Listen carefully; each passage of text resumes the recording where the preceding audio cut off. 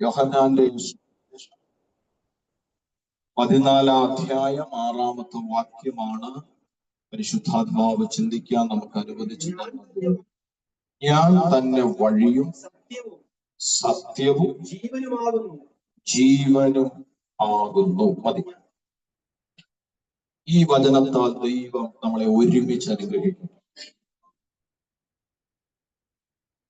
നിങ്ങൾ എല്ലാവരും വാക്യം കണ്ടോ? സ്തോത്രം. ഞാൻ തന്നെ വഴിയും സത്യവും ജീവനും ആകുന്നു. ഇനിയും നിങ്ങൾ എന്നെ ശ്രദ്ധിച്ചിരുന്നുണ്ട്, എന്നെ ശ്രദ്ധിച്ചിരിക്കുക. ഇനിയും നിങ്ങൾ ബൈബിളിൽ നോക്കിയാൽ ആ വാക്യമല്ലാതെ അതിനപ്പുറത്തോട്ട് വേറൊന്നും കാണാൻ കഴിയത്തില്ല. സ്തോത്രം. ആ വാക്യമല്ലാതെ അതിനപ്പുറത്തോട്ട് വേറൊന്നും കാണാൻ കഴിയത്തില്ല. അതുകൊണ്ട് എന്നെ ശ്രദ്ധിച്ചിരുന്നു. മോനിച്ചിരിക്കുന്നു. നീ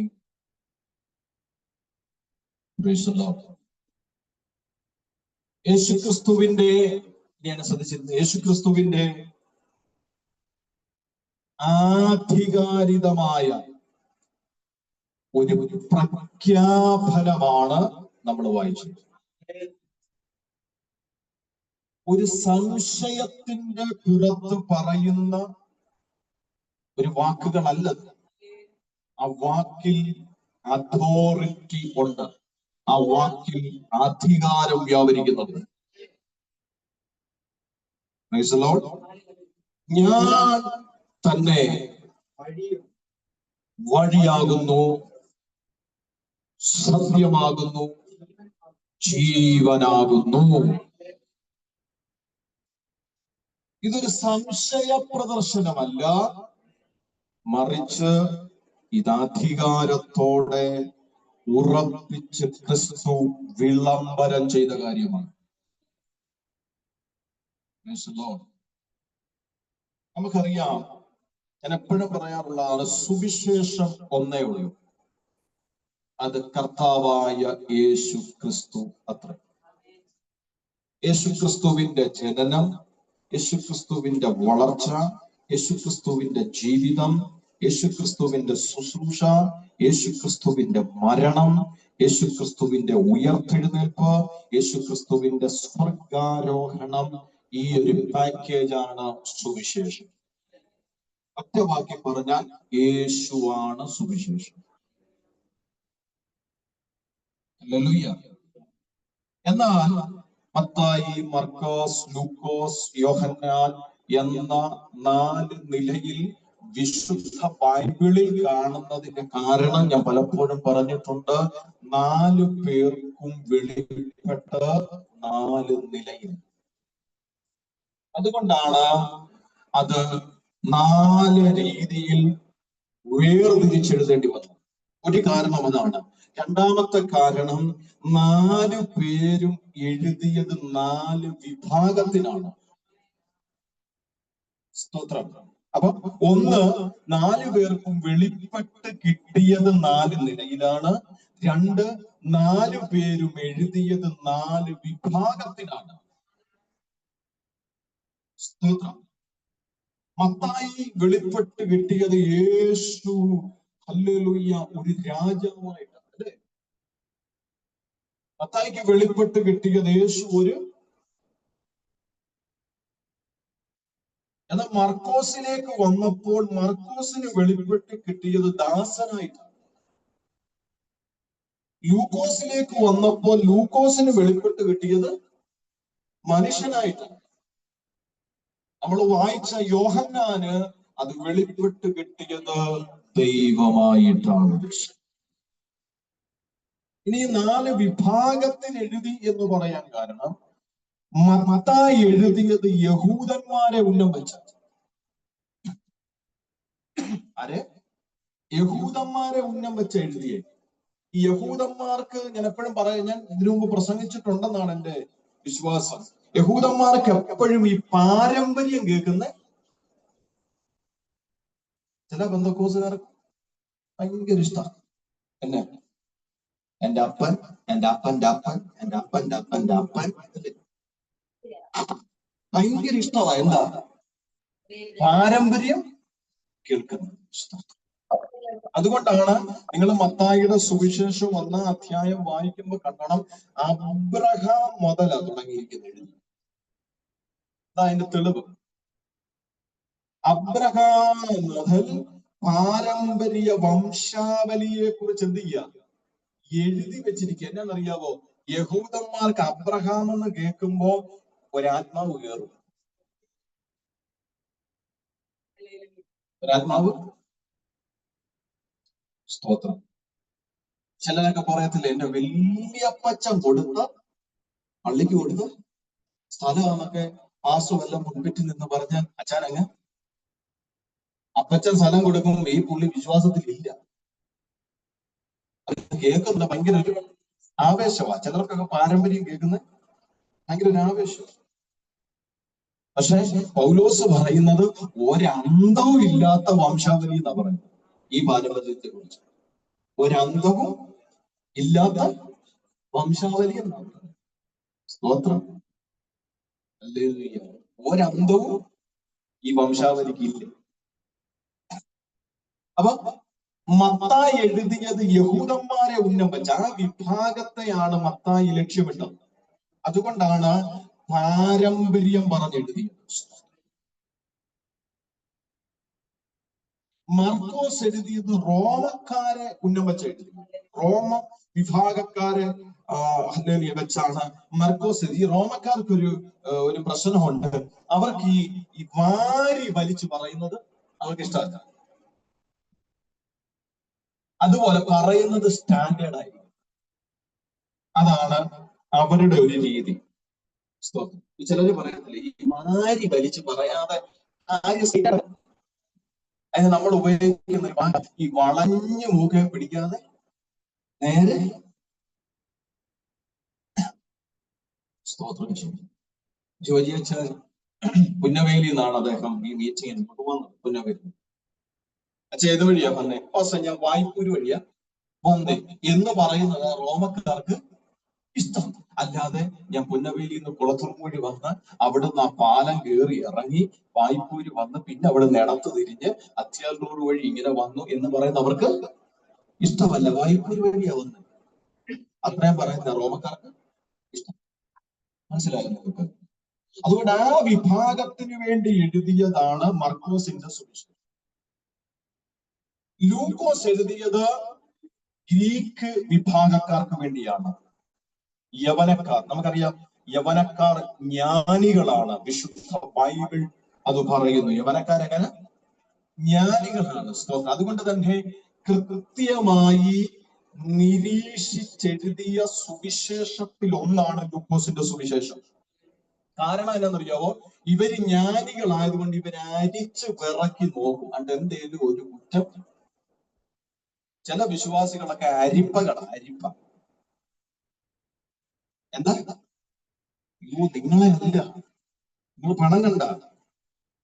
ചില വിശ്വാസികളൊക്കെ അരിപ്പകളെ എന്നാ, ഈ അരിച്ചു കഴിഞ്ഞിട്ട് അരിച്ചത് കാണിക്കത്തില്ല, ഇതെ കിടക്കുന്ന എടുത്ത് കാണിക്കും. കണ്ടോ? ഇത്രയും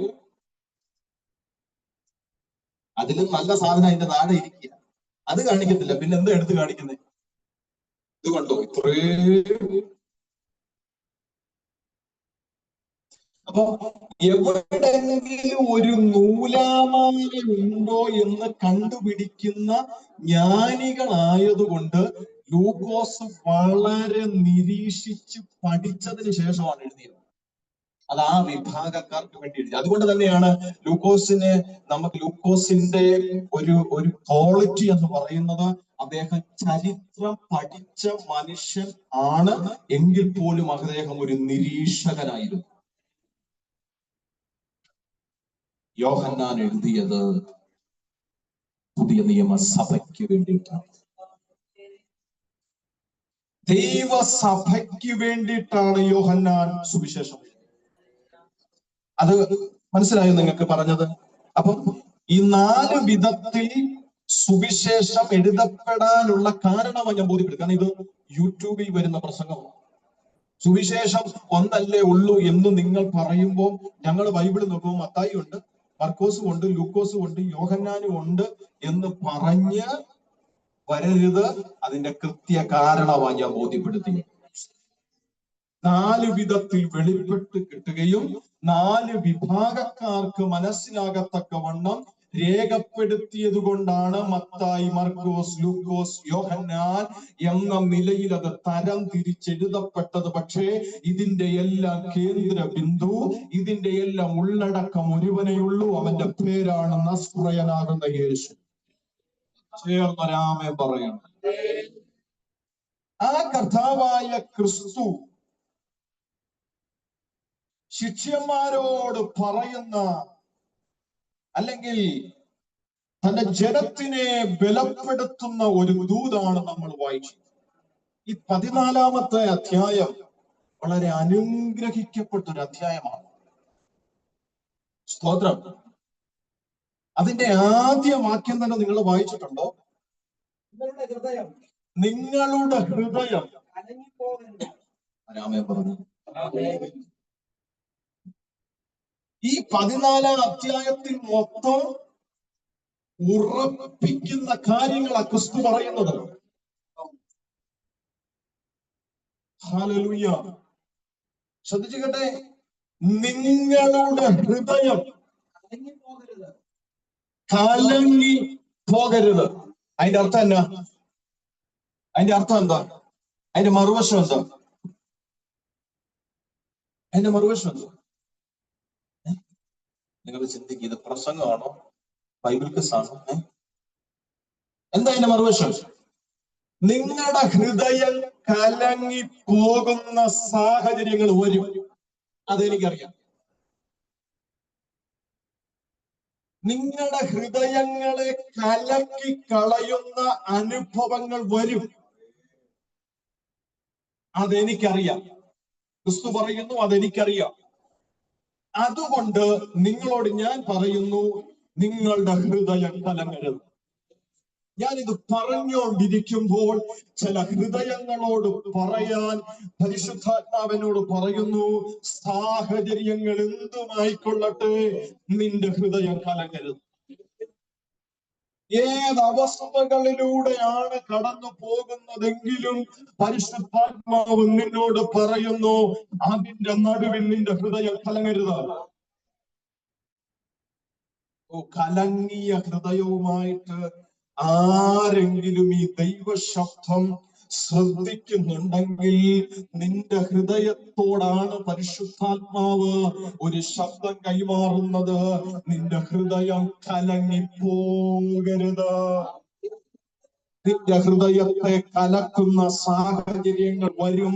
നിന്റെ ഹൃദയത്തെ പിടിച്ചുലയ്ക്കുന്ന വിഷയങ്ങൾ വരും. ആരും നിന്റെ മനസ്സ് കലക്കുമ്പോൾ കാണത്തില്ല. പക്ഷെ നസ്രയൻ നിന്നോട് ഇന്ന് പകൽ പറയുന്നു, നിന്റെ ഹൃദയം കലങ്ങണ്ട. ഹൃദയം കലങ്ങുന്ന വിഷയങ്ങളുടെ നടുവിൽ നിന്റെ വിശ്വാസത്തെ നീ ഒന്ന് വർദ്ധിപ്പിക്കണം. നിന്റെ വിശ്വാസത്തെ നീ ഒന്ന് വർദ്ധിപ്പിക്കണം. കാരണം നിന്റെ വിശ്വാസത്തെ ചെയ്യാനുള്ള ഒരു ഇടമുണ്ട് നിനക്ക്. അതാണ് അടുത്ത വാക്യം. ദൈവത്തിൽ വിശ്വസിപ്പീൻ, എന്നിലും വിശ്വസിപ്പീൻ.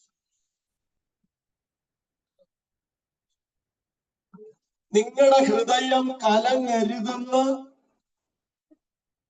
ഞാൻ ഉറപ്പ് തരുന്നതിന്റെ കാരണം നിങ്ങൾ ദൈവത്തിൽ വിശ്വസിക്കുക.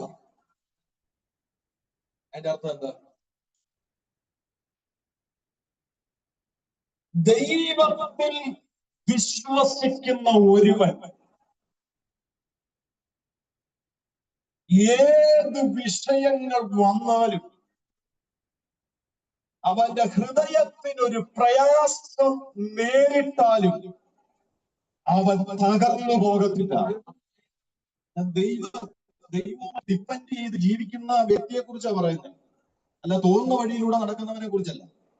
ദൈവവുമായിട്ടുള്ള ബന്ധത്തിൽ ജീവിക്കുന്ന ഒരു ദൈവകുഞ്ഞിനെ നോക്കിയാൽ ഞാൻ പറയുന്നത്, അവന്റെ മനസ്സിനെ പിടിച്ചു കുലുക്കുന്ന വിഷയങ്ങൾ വന്നാലും, അല്ലെങ്കിൽ അവന്റെ ഹൃദയത്തിന് ഭാരം ഉണ്ടായാലും, ഹല്ലേലൂയ, അവൻ തകർന്നു പോകത്തില്ല.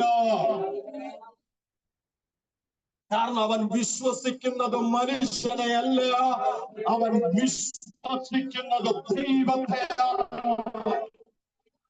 ദൈവത്തിൽ വിശ്വസിക്കുന്ന നിന്നോടൊരു ദൂത് ഞാൻ പറയാം. ഏത് സാഹചര്യങ്ങളിലും അതിജീവിക്കുന്ന ഒരു വിശ്വാസത്തിന്റെ അകത്തുണ്ടെങ്കിൽ, ആ വിശ്വസിക്കുന്നത് ദൈവത്തെയാണെങ്കിൽ, ആ വിശ്വാസത്തിന്റെ മുന്നിൽ പരീക്ഷ ജയിക്കുമ്പോൾ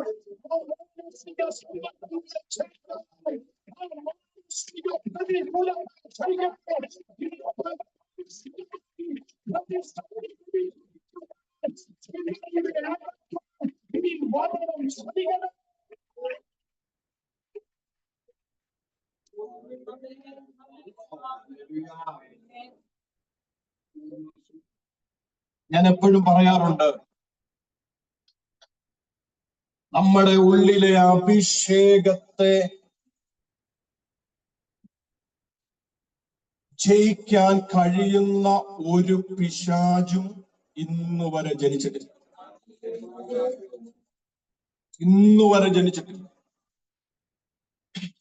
നമ്മുടെ അഭിഷേകത്തെ തൊടാൻ അവന് ശക്തിയില്ല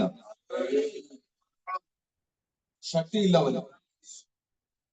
പക്ഷേ സമ്മർദ്ദങ്ങളാൽ നമ്മുടെ അകത്തുള്ള ദൈവകൃപയെ ഹല്ലേലൂയ കുറയ്ക്കാനും ദൈവകൃപയിൽ നിന്ന് നമ്മളെ അകറ്റാനും പിശാചിന് കഴിയും. എങ്ങനെയാണെന്നറിയാമോ? അത് ഡയറക്റ്റ് അല്ല.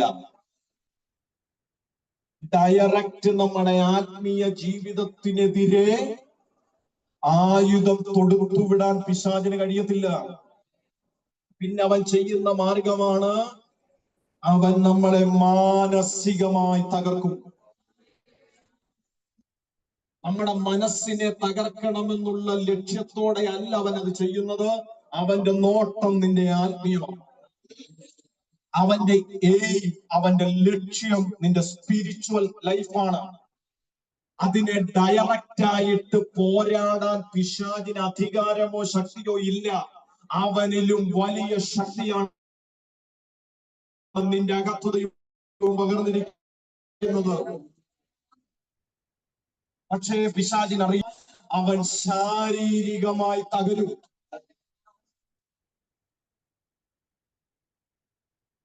മാനസികമായി തകരുന്ന ഒരു മനുഷ്യനോട് നിങ്ങൾ ചോദിക്കുക, മാനസികമായി തകരുന്നവന് സന്തോഷം ഉണ്ടെങ്കിലും അവന് ചിരിക്കാൻ പറ്റത്തില്ല.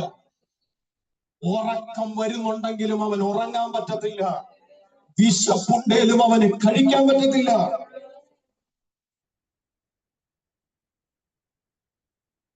കഴിഞ്ഞ ദിവസം ഏഷ്യ കപ്പ് ഫൈനലായിരുന്നു, ഇന്ത്യ പാകിസ്ഥാൻ.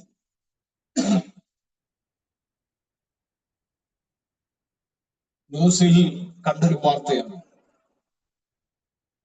ഈ പാകിസ്ഥാനികൾ എല്ലാം എന്ത് പരിശ്രമിച്ചിട്ടും ഇവന്മാർക്ക് ഇന്ത്യയെ ജയിക്കാൻ പറ്റുന്നില്ല. ന്യൂസിൽ ഇങ്ങനെ കൊടുത്തിരിക്കുന്നേ, ഇന്ത്യയെ ജയിക്കുവാനുള്ള അവരുടെ ഡിപ്പാർട്ട്മെന്റിലേക്ക്, എന്ന് വെച്ചാൽ കോച്ചിങ് സ്റ്റാഫ്, അങ്ങനെയുള്ള ഹെൽത്ത് എല്ലാ ഡിപ്പാർട്ട്മെന്റിലേക്കും അല്ലെങ്കിൽ ആളെ എടുത്തപ്പോൾ ഒരു മനഃശാസ്ത്രജ്ഞനെയും കൂടെ അവർ ഈ പ്രാവശ്യം എടുത്തു. ഒരു മനഃശാസ്ത്രജ്ഞൻ കൂടെ, ഒരു മെന്റലിസ്റ്റ് ആയിട്ടുള്ള ഒരു മനുഷ്യനെയും കൂടെ അവര് പാകിസ്ഥാന്റെ കോച്ചിങ് സ്റ്റാഫിൽ എടുത്തു. എന്നാന്നറിയാവോ? നന്നായിട്ട് ബോള് ചെയ്യാൻ കഴിയുമെങ്കിലും, നന്നായിട്ട് ബാറ്റ് ചെയ്യാൻ കഴിയുമെങ്കിലും, നന്നായിട്ട് ഫീൽഡ് ചെയ്യാൻ കഴിയുമെങ്കിലും മനസ്സ് ശരിയല്ലെങ്കിൽ ഈ കഴിവൊക്കെ ഉണ്ടെന്ന് പറഞ്ഞിട്ട് ഒരു കാര്യമില്ല. നന്നായിട്ട് ബാറ്റ് ചെയ്യുന്ന ഒരു പ്ലെയർ ആണെന്ന് ഇരിക്കട്ടെ, മനസ്സ് ശരിയല്ലെങ്കിൽ ബോള് വരുന്ന അവൻ കാണത്തില്ല. സ്വത്രം നന്നായിട്ട് ഫീൽഡ് ചെയ്യുന്നവനായിരിക്കട്ടെ, അവന്റെ നേരെ വരുന്ന ബോളായിരിക്കും ചിലപ്പോ അവൻ പിടിക്കുന്നുണ്ട്, അവന്റെ കയ്യിൽ നിന്ന് എന്ത് ചെയ്യും, അത് വഴുതിപ്പോകും. ഇത് മനസ്സിലാക്കിയ പാകിസ്ഥാൻകാര് ഒരു മനഃശാസ്ത്രജ്ഞനെ കൂടാണ് അവരുടെ സ്റ്റാഫിൽ ഉൾപ്പെടുത്തിയത്.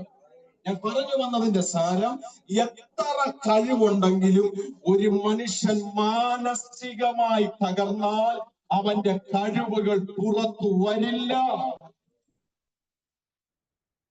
എത്ര പേർക്ക് മനസ്സിലാവും? എനിപ്പോഴും എന്റെ ദൂതിലേക്ക് വന്നിട്ടില്ല, ശ്രദ്ധിച്ചു കേൾക്കണമേ. അപ്പോൾ മാനസികമായി നമ്മൾ തകർന്നാൽ ശാരീരികമായി നമ്മൾ തകരുമെന്ന് പിശാചിനറിയാം. ശാരീരികമായി നമ്മൾ തകർന്നാൽ മാനസികമായും നമ്മൾ തകരുമെന്ന് പിശാചിനറിയാം. എന്റെ അടുത്ത വാക്ക് നിങ്ങൾ ശ്രദ്ധിച്ചു കേൾക്കണമേ. മാനസികമായും ശാരീരികമായും ഒരു മനുഷ്യൻ തകർന്നാൽ അടുത്ത ബാധിക്കാൻ പോകുന്നത് ആത്മീയത്തിലായിരിക്കും. എത്ര പേർക്ക് ഞാൻ പറഞ്ഞ മനസ്സിലായി? അടുത്ത ബാധിക്കാൻ പോകുന്നത് ആത്മീയ തലത്തിലായിരിക്കും. ഹല്ലേലൂയ. അതുകൊണ്ടാണ് യേശു പറഞ്ഞത്, മാനസികമായും ശാരീരികമായും നിങ്ങളെ തളർത്തുന്ന വിഷയങ്ങൾ വരുമ്പോൾ നിങ്ങളുടെ മനസ്സോ ശരീരമോ കലങ്ങരുത്. നിങ്ങൾ ദൈവത്തിൽ വിശ്വസിപ്പി, നിങ്ങൾ എന്നിൽ വിശ്വസിപ്പി. നിങ്ങളെ ധൈര്യപ്പെടുത്തുന്ന, നിങ്ങളെ ഉറപ്പിച്ചു നിർത്തുന്ന, നിങ്ങളെ ബലപ്പെടുത്തി നിർത്തുന്ന ഒരു സ്വരമുണ്ടെന്ന് മറക്കരുത്. അതൊക്കെ അവരോട് പറയാ, നിങ്ങൾ ഭാരപ്പെടണ്ട, ഞാൻ നിങ്ങൾക്ക് വേണ്ടി സ്ഥലമൊരുക്കുവാൻ പോകുന്നു. ഞാൻ പോയ ഇടത്ത് നിങ്ങളെയും ഇരുത്തേണ്ടതിന് ഞാൻ പോയതുപോലെ നിങ്ങൾ ചേർന്നത് അവരുടെ ഉറപ്പിക്കുന്ന ദൂതിനെ എന്റെ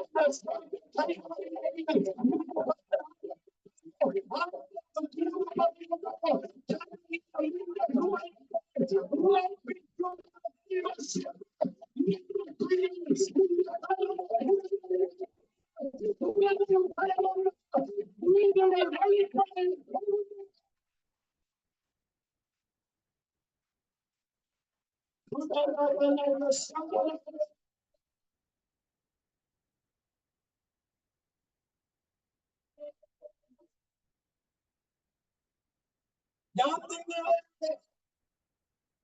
ഒരു രാമൻ പറഞ്ഞേ, ആരൊക്കെ ഇല്ലെങ്കിലും യേശു പറയുന്നു, ഞാൻ നിങ്ങളെ ഒരു നാളും അനാഥരായി വിടത്തില്ല. ഇതുപോലെ പ്രോമിസ് തന്ന വേറെ ആരുണ്ട്? ചിലര് പറയും മരിച്ചാലും ഞാൻ കേട്ടിട്ടില്ല. ഞാൻ ഇപ്പൊ ഒപ്പിച്ച എന്താ സാധനം? മരിച്ചാലും മരിച്ചാലും ഞാൻ മറക്കത്തില്ല. ഇവനായിരിക്കും ആദ്യം മറക്കുന്നത്. ആ പറയുന്ന പുള്ളിയെ ശ്രദ്ധിച്ചോ. മരിച്ചാലും ഞാൻ മറക്കത്തില്ല. ആ പറഞ്ഞത് തന്നെ തെറ്റാണ്. ജീവിച്ചിരിക്കുന്ന കാലം ഞാൻ മറക്കത്തില്ലെന്ന് പറഞ്ഞ ഇച്ചിരൂടെ നല്ല കറക്റ്റായിട്ടുള്ള മീനിങ് അതാണ്. ഞാൻ മരിച്ചാലും മരിച്ചു കഴിഞ്ഞാൽ അങ്ങനെ ഓർക്കും.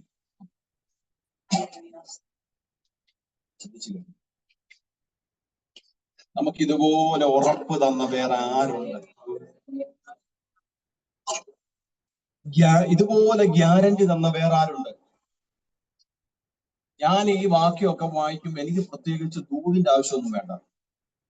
എനിക്ക് ആരാധിക്കാൻ, എനിക്ക് സ്തോത്രം പറയാൻ പ്രത്യേകിച്ച് ഒരു ദൂത് കേൾക്കേണ്ട ആവശ്യമില്ല. ആ വാക്യം വായിക്കുമ്പോ എന്റെ ഹൃദയം സന്തോഷിക്കും. അതിനകത്ത് പിന്നെ ഒരു ദൂത് എക്സ്ട്രാ കേൾക്കേണ്ട ആവശ്യമൊന്നും എനിക്കില്ല. എന്നെ സംബന്ധിച്ച് ആ വാക്യം വായിക്കുമ്പോ തന്നെ ഞാൻ എന്റെ ദൈവത്തിന് ആരാധന കൊടുക്കും. ഞാൻ നിങ്ങളെ ഒരു നാളും അനാഥരായി വിടത്തില്ല എന്ന് പറഞ്ഞതിന്റെ കാര്യം, എന്റെയും നിന്റെ മേലും അവനൊരു ഉത്തരവാദിത്വമുണ്ട്. മക്കൾ എവിടെയെങ്കിലും ദൂരസ്ഥലത്ത് പോകുമ്പോൾ അപ്പനും അമ്മയും വിളിച്ചന്വേഷിക്കും. അന്വേഷിക്കാത്ത അപ്പനും അമ്മയും ഉണ്ട്, അന്വേഷിക്കുന്ന അപ്പനും അമ്മയും ഉണ്ട്.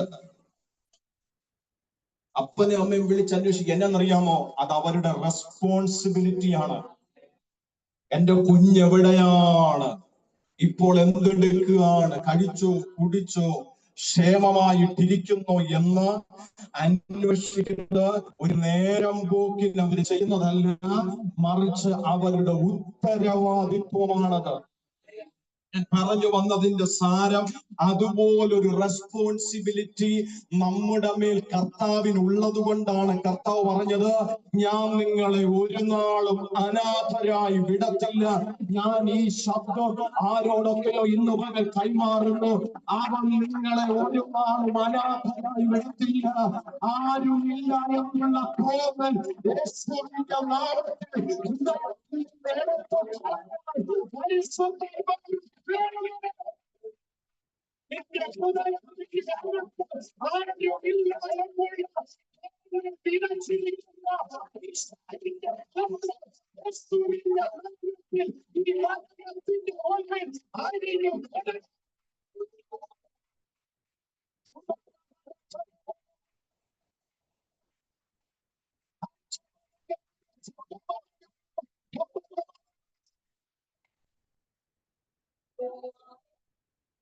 സ്തോത്രം. ആരുമില്ല എന്നുള്ള തോന്നൽ ഹൃദയത്തിൽ ഒരു വിത്ത് പോലെ വിതച്ച് അതിനെ വെള്ളമൊഴിച്ച് വളർത്തി നിന്റെ മനസ്സിനെ അസ്വസ്ഥപ്പെടുത്തുന്ന ആ സ്വാധീനത്തോട് ഈ വചനത്തിന്റെ ശക്തിയാൽ ഞാൻ യേശുവിന്റെ നാമത്തിൽ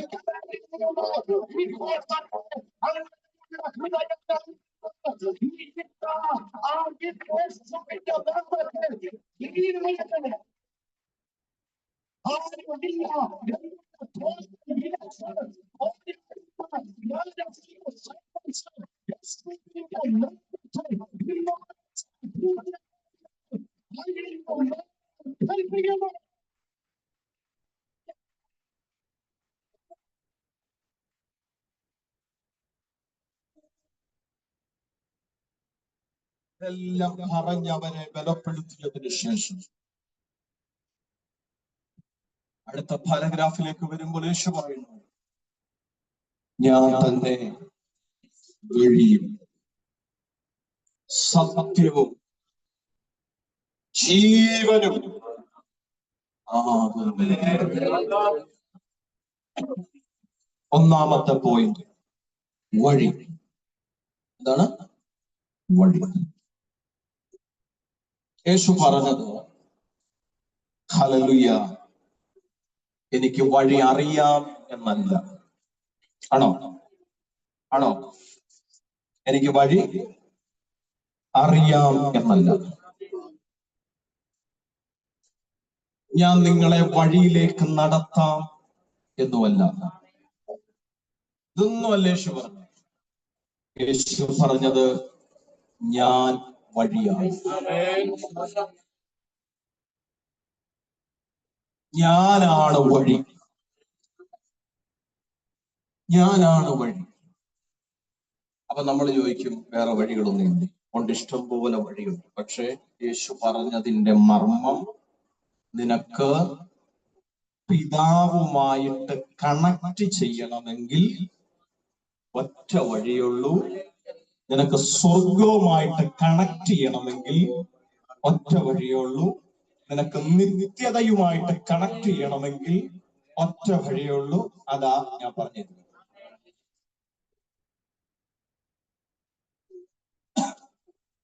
ഈ ഓപ്പൺ എയർ മീറ്റിംഗിലൊക്കെ അല്ലെ കൺവെൻഷൻ വേദികളിലൊക്കെ പറയുന്ന ഒരു കോമൺ വാക്യമാണ്, മറ്റൊരുത്തനിലും രക്ഷയില്ല.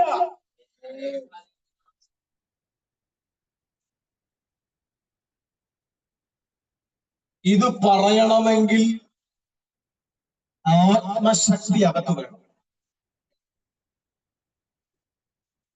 പത്രോസ് എഴുന്നേറ്റ് നിന്ന് മറ്റൊരുത്തനിലും രക്ഷയില്ല എന്ന് പറഞ്ഞത് ബൈബിളിൽ എഴുതിയിരിക്കുന്ന ആത്മാവിന്റെ നിറവിലാണ്.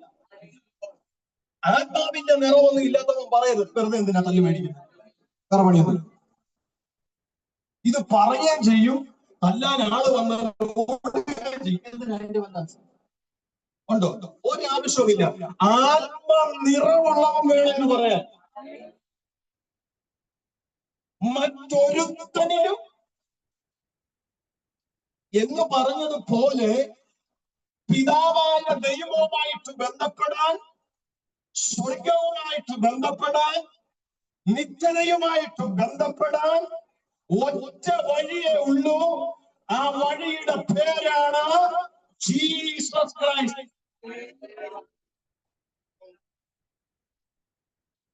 അത് കണ്ടെത്തിയവർക്കായി സ്തോത്രം ചെയ്യുന്നു. യേശു പറഞ്ഞത് ഞാനാണ് വഴി, ഞാൻ വഴി കാണിച്ചു തരാമെന്നല്ല പറഞ്ഞത്. വഴിയെ കുറിച്ച് എനിക്ക് അറിയാമെന്നും അല്ല പറഞ്ഞത്.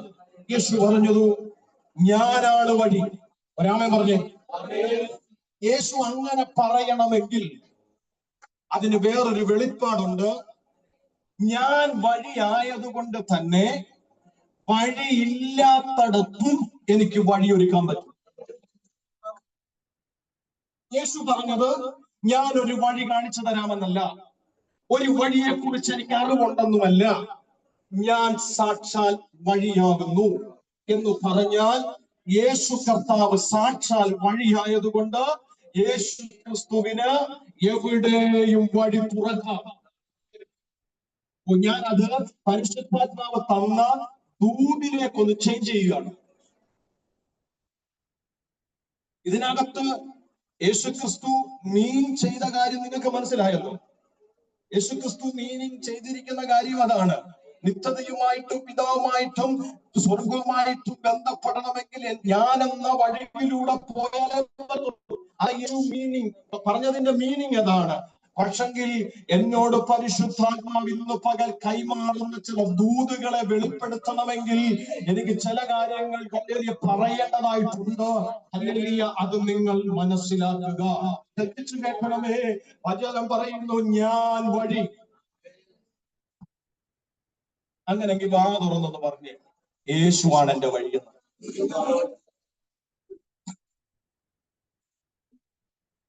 യേശുവാണ് എന്റെ വഴി. ഹല്ലേലൂയ.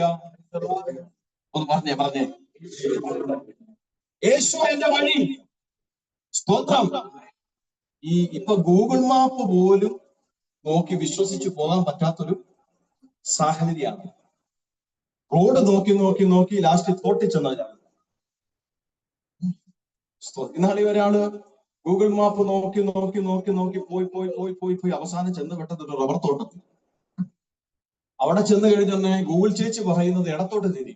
പുള്ളി ഇടത്തോട്ട് നോക്കിയപ്പോ റബ്ബർ, വലത്തോട്ട് തിരി, വലത്തോട്ട് നോക്കിയാലും റബ്ബർ. എങ്ങോട്ടും പോകാൻ സ്ഥലമില്ല. സ്തോത്ര ഹല്ലേലൂയ. അവസാനം കറങ്ങി കറങ്ങി കറങ്ങി കറങ്ങി കറങ്ങി ചെന്ന് എവിടെ ചെന്ന് ചാടി? റബ്ബർ തോട്ടത്തിൽ ചെന്ന് ചാടി. അവസാനം എങ്ങോട്ടാണോ പോകേണ്ടത് അവരെ വിളിച്ച് ഫോൺ വിളിച്ചിട്ടാണ് പുള്ളി തിരിച്ച് ആ റൂട്ടിൽ എത്തിയത്. സ്തോത്രം ഹല്ലേലൂയ. വഴി തെറ്റിക്കുന്ന ഒരു കാലഘട്ടത്തിൽ നമ്മൾ ജീവിക്കുമ്പോൾ ദൈവജനം പറയണം എന്റെ വഴി ക്രൈസ്റ്റ് ആണ്. രാമൻ പറഞ്ഞേ എന്റെ വഴി. ഓ സ്തോത്രം. അല്ലെങ്കിൽ ഇത് പറയുമ്പോ തന്നെ ഞാനൊരു വെളിപ്പാട് കാണുന്നുണ്ട്. നീ ഇത് പറഞ്ഞുകൊണ്ടിരിക്കുമ്പോൾ ഹല്ലേലൂയ നീ ഭാരപ്പെടുന്ന ചില വിഷയത്തിന്റെ അകത്ത് ചില വഴി തുറന്നു വരും. എനിക്ക് ദൂത് പറയണമെങ്കിൽ അതിനെ ഒന്ന് കണ്ടക്ട് ചെയ്ത് മാറ്റിയേ പറ്റത്തുള്ളൂ.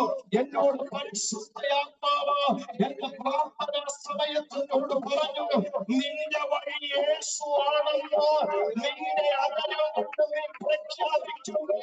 എന്റെ ആത്മാവ് കാണിച്ചൊരു വെളിപ്പാട് ചില വഴികളെ വിശ്വസിക്കുന്നവർ മാത്രം ആത്മാവിനോട് സ്വീകരിച്ച മാത്രം ഒരു ഗതികലക്ഷ്യന്റെ പൂർണ്ണമാണ്.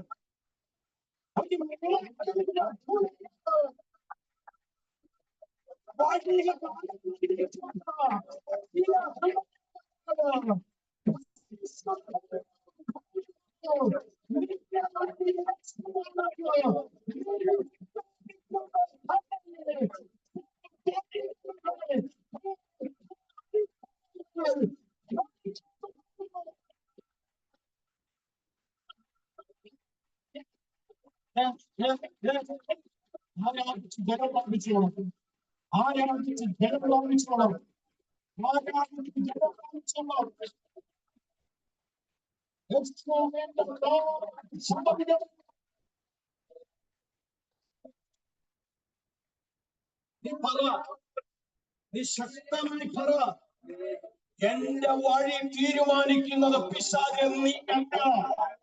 എന്റെ വഴി തീരുമാനിക്കുന്നത് എന്റെ വഴിയായ നസ്രായനാണ്.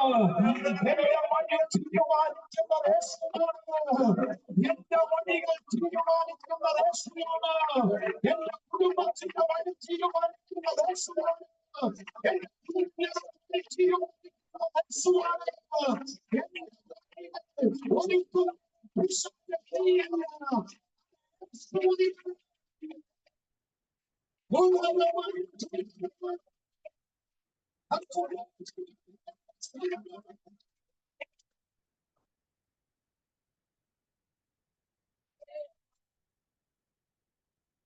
ശക്തമായി പ്രാർത്ഥിക്കുക. ഞാനിത് പ്രസംഗിച്ചുകൊണ്ടിരിക്കുമ്പോൾ കർത്താവ് എന്നെ കാണിക്കുന്നു ചില വഴിത്താരെ തുറന്നു വരുന്നത്. ദൈവം എന്നെ കാണിക്കുന്നുണ്ട്. ദൈവം എന്നെ കാണിക്കുന്നുണ്ട്. യേശുവിന്റെ നാമത്തിൽ അതിന് ശക്തമായി പ്രാർത്ഥിക്കുക. ശക്തമായി പ്രാർത്ഥിക്കുക. ഒരു പ്രവചന പോലെ എന്റെ അകലത്തിൽ കൈമാറുന്നു.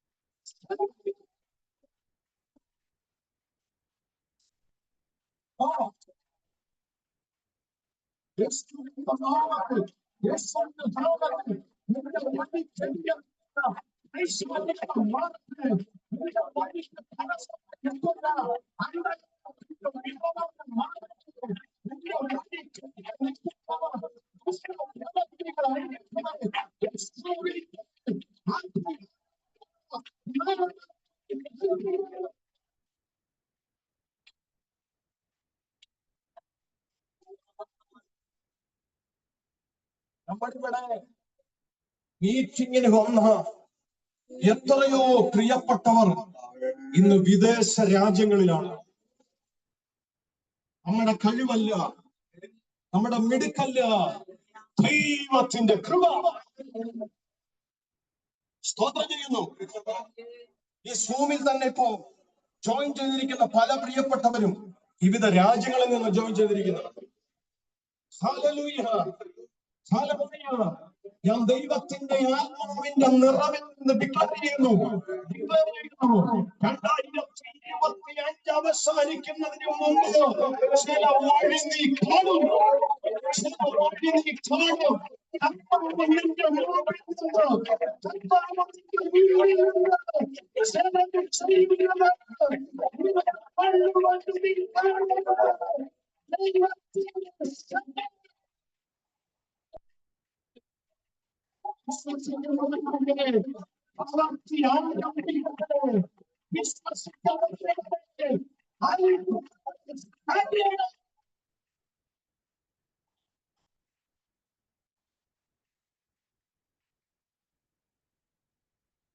വിശ്വസിക്കുന്നോ?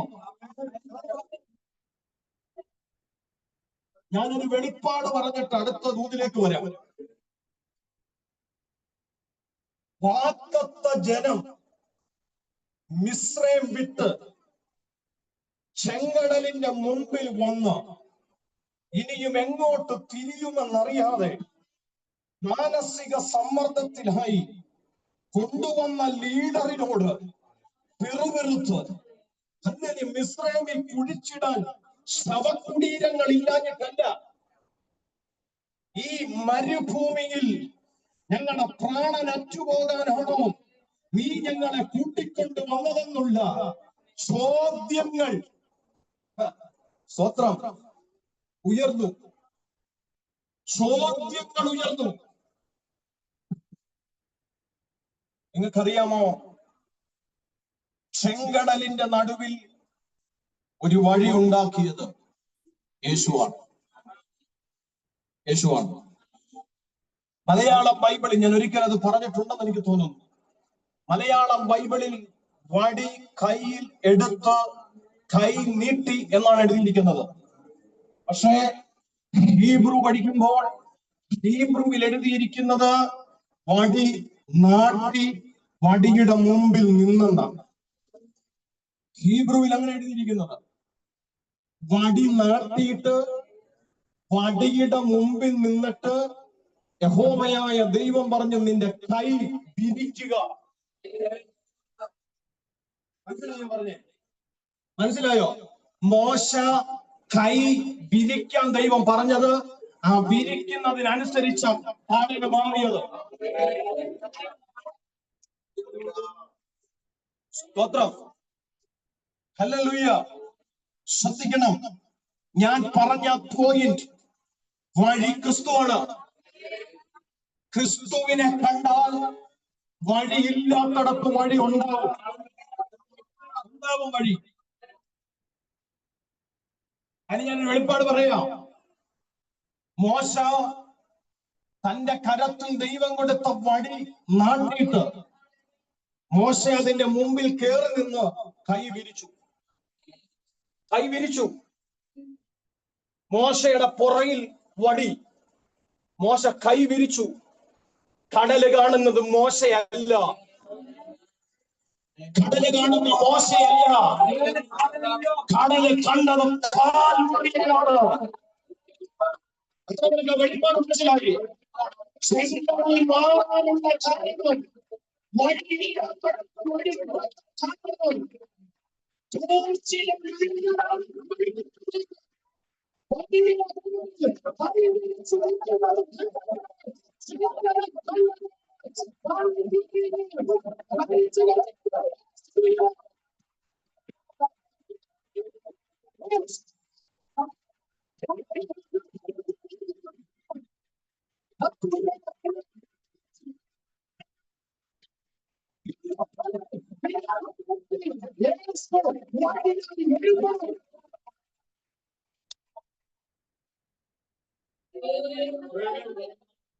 യേശുവിന്റെ നാമത്തിൽ ഞാനിത് പറയുമ്പോ തന്നെ ചില ചെങ്കടൽ മാറിപ്പോകും.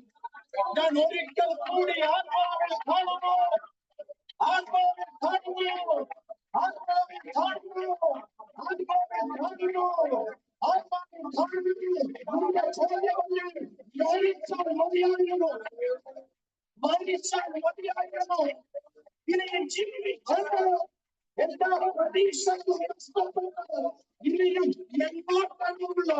ചോദ്യമല്ലേ അകത്തുള്ളത്.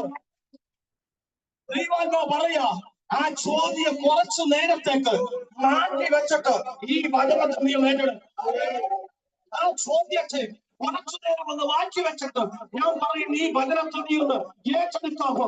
മനുഷ്യനെ ജീവിപ്പിക്കുകയും ഇല്ലാത്തതിന്റെ ഉള്ളതുപോലെ കഴിവുള്ള ഒരു ദൈവത്തിന്റെ ശക്തിയുടെ ഉയർപ്പാനം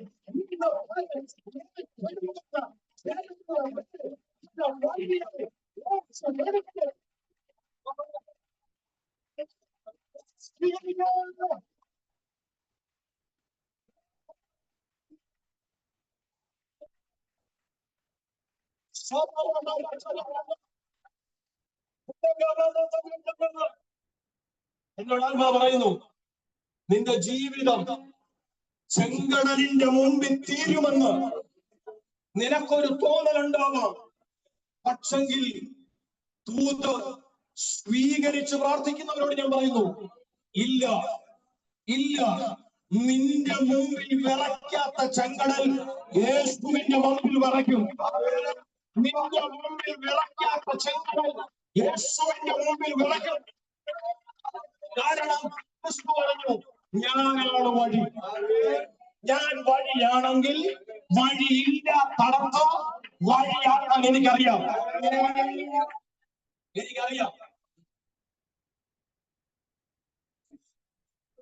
കൃപ കൃപ കൃപ കൃപ കൃപ കൃപ കൃപ കൃപ കൃപ കൃപ കൃപ കൃപ.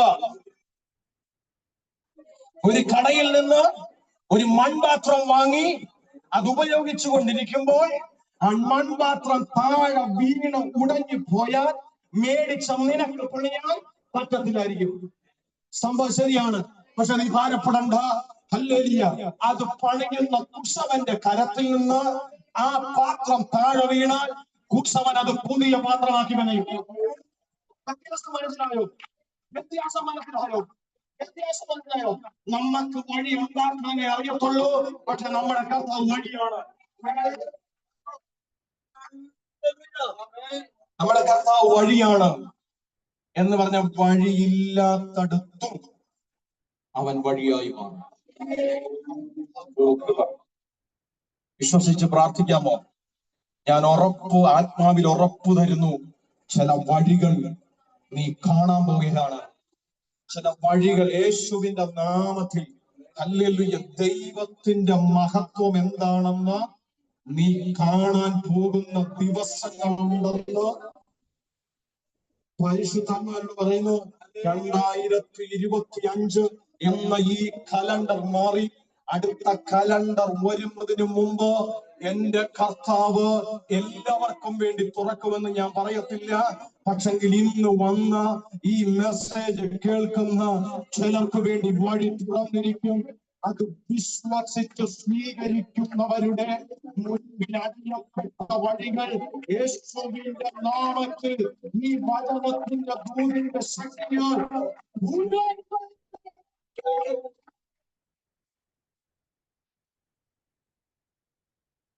എന്നോടുള്ള ദൂതാണെന്ന് ഉറപ്പുണ്ടെങ്കിൽ പ്രാർത്ഥിച്ചോണം. അല്ലാത്തവര് മിണ്ടാതിരിക്കുക.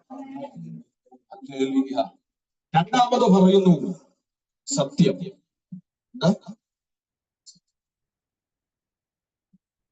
ഇന്നത്തെ കാലം പഠിക്കുമ്പോൾ അല്ലെ മാധ്യമങ്ങളിൽ വാർത്തകൾ കാണുമ്പോൾ മനസ്സിലാക്കുന്ന ഒരു കാര്യം, സത്യത്തെക്കാട്ടിലും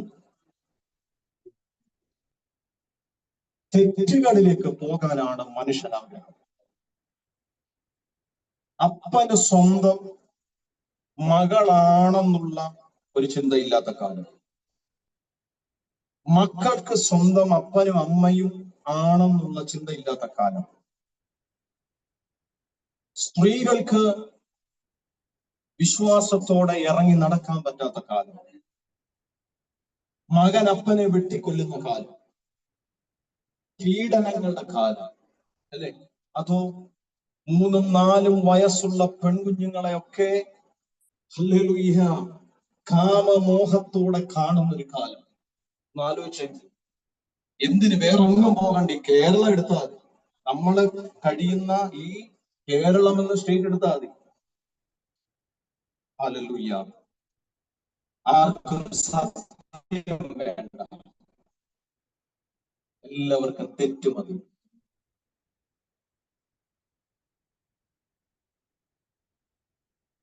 ഇപ്പോഴും പല മനുഷ്യരും സത്യം കണ്ടെത്താൻ നടക്കുക. യേശു പറയുന്നു, ഞാനാണ് സത്യം. ഒരാമൻ പറഞ്ഞേ, ഞാനാണ് സത്യം. ഞാൻ എപ്പോഴും എന്നോട് സംശയം ചോദിച്ചുകൊണ്ട് വരുന്ന പല ആൾക്കാരോട് ഞാൻ പറയും, നിങ്ങൾ ഹല്ലേലൂയ മാനുഷികമായി തീരുമാനമെടുക്കുന്നതിന് മുൻപ് നിങ്ങൾ ബൈബിൾ ഒന്ന് പരിശോധിക്കണം. സ്തോത്രം. ബൈബിളിൽ ഇല്ലാത്ത ഒരു കാര്യവും ഈ ഭൂമിയിലില്ല. ഈ ഭൂമിയിൽ ഇനി ഉണ്ടാവത്തുമില്ല. എല്ലാം വിശുദ്ധ ബൈബിളുണ്ട്. എന്ത് കാര്യം ഉണ്ടെങ്കിലും നിങ്ങൾ ബൈബിൾ നോക്കിയാൽ മതി. ബൈബിൾ നിങ്ങൾക്ക് ഉത്തരം തരും. ഒരാമൻ ചേർന്ന് പറഞ്ഞു. കാരണം സത്യഗ്രന്ഥമാണ്. രാമൻ പറഞ്ഞു, സത്യഗ്രന്ഥമാണത്, സത്യഗ്രന്ഥമാണത്. സത്യഗ്രന്ഥമാണ്. കാരണം അത് യേശുവാണ്. അപ്പൊ യേശു പറയുന്നു, ഞാനാണ് സത്യം, ഞാൻ ആണ് സത്യം. ഹല്ലേലൂയ. യേശു പറഞ്ഞതിന് ഒരാഴമേറിയ വെളിപ്പാടുണ്ട്. ഞാനതൊന്ന് വെളിപ്പെടുത്തി തരാം. യേശു പറയാ, ഞാനാ സത്യം. ചിലത് പറയത്തില്ല, ഞാൻ സത്യമല്ലാതെ ഈ കോടതിയില് ഈ കൂട്ടിക്കയറ്റുപോലെ അവിടെ പറയുന്ന ഒരു കാര്യമുണ്ട്, ഇതെല്ലാവർക്കും അറിയാവുന്നതാണ്. കോടതി മുമ്പാകെ സത്യം ഇതിന്റെ മണ്ട കൈവച്ചിട്ട് കോടതി മുമ്പാകെ സത്യം മാത്രമേ ഞാൻ ബോധിപ്പിക്കത്തുള്ളെന്ന് പറഞ്ഞിട്ട് എന്നോ നുണയവന്മാര് പറയും.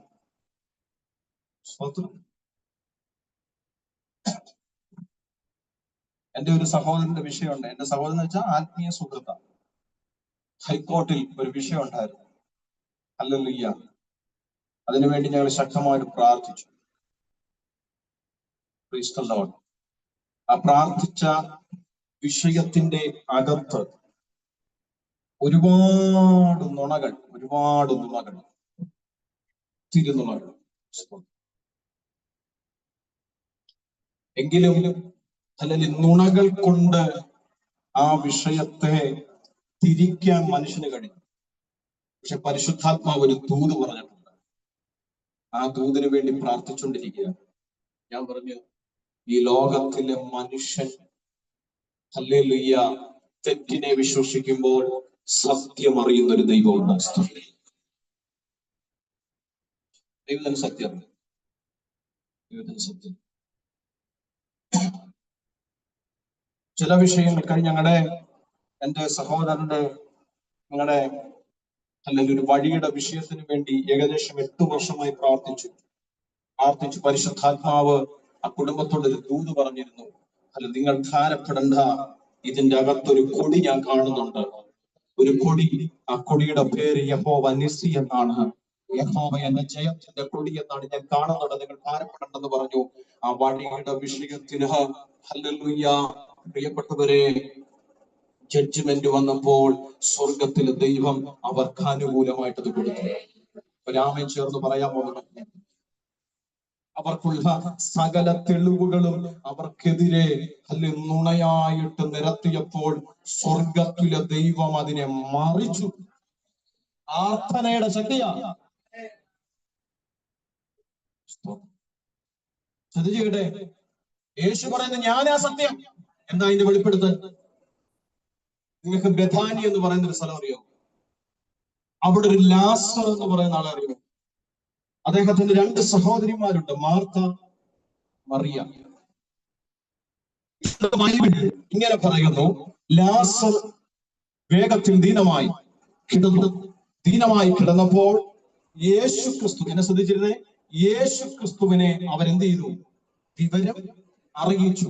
വിവരമറിഞ്ഞ ക്രിസ്തു ഇരുന്നവിടെ തന്നെ ഹല്ലേലൂയ അവിടെ തന്നെ കർത്താവിരുന്നു. സ്തോത്രം ചെയ്യുന്നു. ഹല്ലേലൂയ. കുറച്ചു കഴിഞ്ഞപ്പോൾ ലാസർ എന്ത് ചെയ്തു? മരിച്ചു. ഹല്ലേലൂയ. അവിടെയും യേശു ക്രിസ്തുവിന് വേണ്ടി അവർ വെയിറ്റ് ചെയ്തു. കർത്താവ് വന്നില്ല. അവര് ഫ്യൂണറൽ നടത്തി. ആ ഫ്യൂണറലിനും കർത്താവ് വന്നില്ല. ഹല്ലേലൂയ. ഇതെല്ലാം കഴിഞ്ഞിട്ടാണ് കർത്താവ് വരുന്നത്. മരിച്ച് 4-ാം നാൾ യേശു വരുന്നു. നമ്മളായിരുന്നു എന്ത് ചെയ്തത്? ഇപ്പൊ ആരെ കാണിക്കാൻ ഇങ്ങോട്ട്? ആരെ കാണിക്കാനാ ഇപ്പൊ ഇങ്ങോട്ട് വന്നില്ലേ സാരമില്ല, ഇങ്ങനെ ഒന്ന് വിളിച്ചു. ഞാൻ ഇപ്പോഴത്തെ കാര്യം പറയുന്നത്. ഹല്ലേലൂയ. ഇപ്പൊ എന്തിനാ ഇങ്ങോട്ട് വന്നു? ദീനമായി കടന്നപ്പോഴാ വിവരം അറിയിച്ചതാണ്. അപ്പോഴൊന്നും വരാതെ ഇപ്പൊ അടക്കം കഴിഞ്ഞ് പപ്സും കൊടുത്ത്, ഉഴുന്നോടെയും കൊടുത്ത്, ജ്യൂസും കൊടുത്ത് കഴിഞ്ഞപ്പോ വന്നേക്കും. ഞാൻ ഇപ്പോഴത്തെ വെച്ചാ പറയുന്നത്. നമ്മളായിരുന്നെങ്കിൽ ഒരു പക്ഷെ അങ്ങനെ പറഞ്ഞേനെ, അങ്ങനെ കാണിച്ചേനെ. ഒരു പക്ഷേ അല്ല, കാരണം നിങ്ങളുടെ നോവല്ല എനിക്കറിയാം. സ്തോത്രം. നീ ശ്രദ്ധിച്ചു കേട്ടെ. മാർത്ത എന്താ യേശുവിനെ കണ്ടപ്പോ പറഞ്ഞു?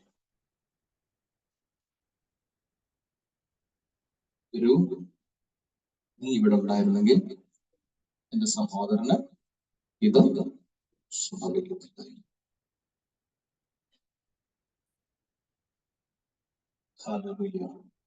എന്റെ ചോദ്യം, മാർത്ത പറഞ്ഞത് ശരിയാണ് അല്ലേ? ശരിയല്ലേ മാർത്ത പറഞ്ഞു? നിങ്ങളത് അക്സെപ്റ്റ് ചെയ്യുന്നുണ്ടോ? മാർത്ത പറഞ്ഞു ശരിയാണ്. ഇനി അടുത്തത് യേശു പറഞ്ഞു ഹല്ലേലൂയ. അടുത്ത താഴോട്ട് വായിക്കുമ്പോ മാർത്ത പറയുന്നുണ്ട്, സ്തോത്രം, മാർത്ത നീ വിശ്വസിക്കാൻ കർത്താവ് പറയും, നീ വിശ്വസിക്കും. അങ്ങനെ മാർത്ത പറയുന്നുണ്ട്. യേശു ചോദിച്ചു അവനെ എവിടെയാ അടക്കിയിരിക്കുന്നതെന്ന് ചോദിച്ചപ്പോ ഇന്ന സ്ഥലത്താന്ന് പറഞ്ഞിട്ട് മാർത്ത പറയുന്ന അടുത്തൊരു വാക്കുണ്ട്, നാഥാ 4 ദിവസമായി നാറ്റം വെച്ച്. അപ്പൊ എന്റെ എന്റെ സഹോദരൻ ലാസർ മരിച്ചു എന്നുള്ളത് ശരിയല്ല പറഞ്ഞു? ശരിയാ പറഞ്ഞു. ഇനിയും മനുഷ്യ ശരീരം 3 ദിവസം കഴിഞ്ഞാൽ നാറ്റം വെക്കും. പഠനം പഠിപ്പിക്കുന്നത് അഴുകിയാൽ മനുഷ്യന്റെ ശരീരം പോലെ നാറ്റമുള്ള ശരീരം വേറെ ഇല്ല. ഹല്ലേലൂയ. വേറെ ശരീരം മാത്രം.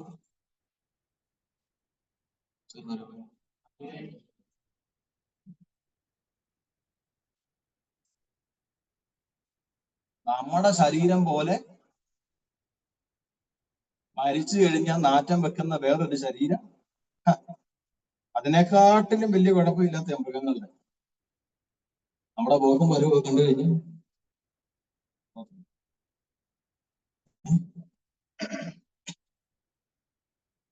നാറ്റം വെച്ചു കല്ലറയുടെ അടുത്തു പോകും. എന്റെ ചോദ്യം, മാർത്ത പറഞ്ഞ ശരിയല്ലേ? മരിച്ചു ശരിയല്ലേ? അടക്കം ചെയ്തു ശരിയല്ലേ? അല്ലേ? നാറ്റം വെച്ച് തുടങ്ങി ശരിയല്ലേ? ഇത് കുറച്ച് ശരികളാണ് കേട്ടോ. ഇനിയും യഹൂദന്മാരുടെ വിശ്വാസത്തിന്റെ ഒരു ശരിയുണ്ട്. യഹൂദന്മാരുടെ വിശ്വാസപ്രകാരം ഒരു മനുഷ്യൻ മരിച്ചാൽ 3 ദിവസം അവന്റെ ആത്മാവ് ഭൂമിയിൽ നിൽക്കും. ഇതാണ് യഹൂദന്മാരുടെ വിശ്വാസത്തിന്റെ ശരി. അപ്പൊ ഈ 2 ശരികൾ എവിടെ നിൽപ്പുണ്ട്? ആ ഒരു ഏരിയയിൽ നിൽപ്പുണ്ട് 2 ശരി. യേശുവിന്റെ മറുപടി ഞാനത് വെളിപ്പാടി പറയാം. മാർത്തയെ, നീ പറഞ്ഞത് ശരിയാണ്. ലാസർ മരിച്ചു എന്നുള്ളത് ശരിയാണ്. അവനെ അടക്കം ചെയ്തു എന്നുള്ളത് ശരിയാണ്. നാറ്റം വെച്ചു എന്നുള്ളതും ശരിയാണ്.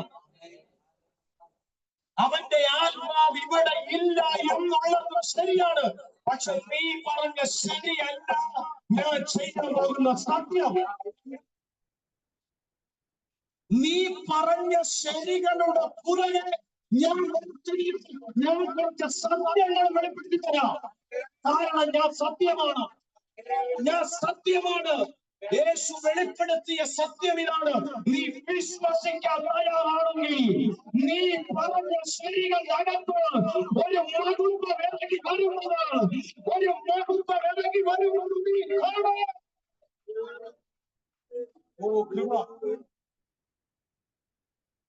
എന്ന് പറഞ്ഞാൽ ശരികളെക്കാളും വലുതാണ് സത്യം. ശരികളെക്കാളും വലുതാണ് സത്യം. അതാണ് യേശു പറഞ്ഞ ശരിയല്ല പറഞ്ഞേ. യേശു പറഞ്ഞ സത്യമാണ്. കാരണം മാർത്ത പറഞ്ഞതെല്ലാം ശരിയാണ്.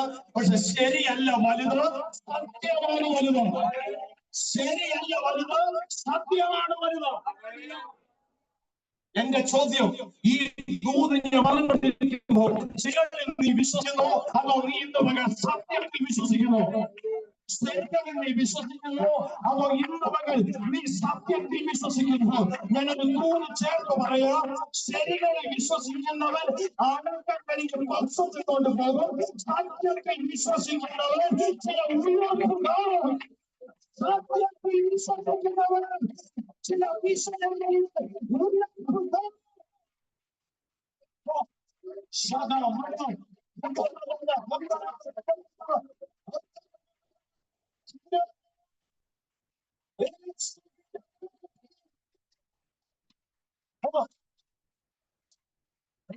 മനസ്സിലായി? നിങ്ങൾ ശരികളിൽ വിശ്വസിക്കുന്നവരാണെങ്കിൽ മറിയെ നിന്നോട് പറയാൻ എനിക്കൊരു കാര്യമുണ്ട്. അടക്കം നടന്നതിന്റെ ന്യൂസ് എന്നോട് പറഞ്ഞിട്ട് നിനക്ക് പോകാം. ഞാൻ ചില വിഷയങ്ങൾ ഞാൻ ആത്മാവിൽ കാണുകയാണ്. പ്രാർത്ഥിച്ചുകൊണ്ടിരിക്കണേ. യേശുവിന്റെ നാമത്തിൽ ശരികളിൽ നീ വിശ്വസിക്കുന്നുണ്ടെങ്കിൽ അടക്കം കഴിഞ്ഞ് ഹല്ലേലൂയ കുറച്ചു ദിവസങ്ങൾ കഴിയുമ്പോൾ ഈ വേദന മറന്ന് നിങ്ങൾക്ക് ജീവിക്കാം. പക്ഷെങ്കിൽ സത്യത്തിൽ ഇന്ന് പകൽ നീ വിശ്വസിക്കാൻ തയ്യാറാണെങ്കിൽ നിന്നോടൊരു ദൂതനിക്ക് പറയാനുണ്ട്. ഒരു മഹത്വം നിന്റെ കണ്ണുകൊണ്ട് നീ കാണാൻ പോകുന്നു. ഒരു മഹത്വം നിന്റെ കണ്ണുകൊണ്ട് നീ കാണാൻ പോകുന്നു. നിന്റെ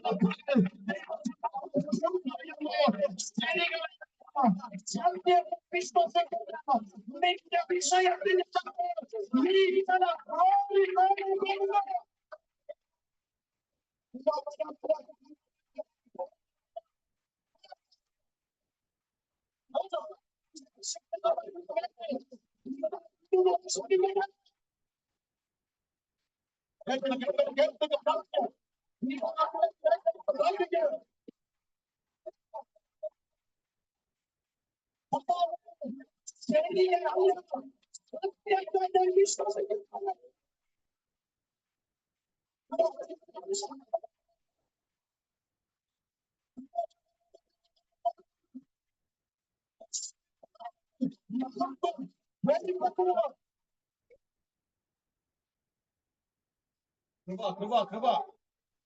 വെളിപ്പാട് മനസ്സിലായോ?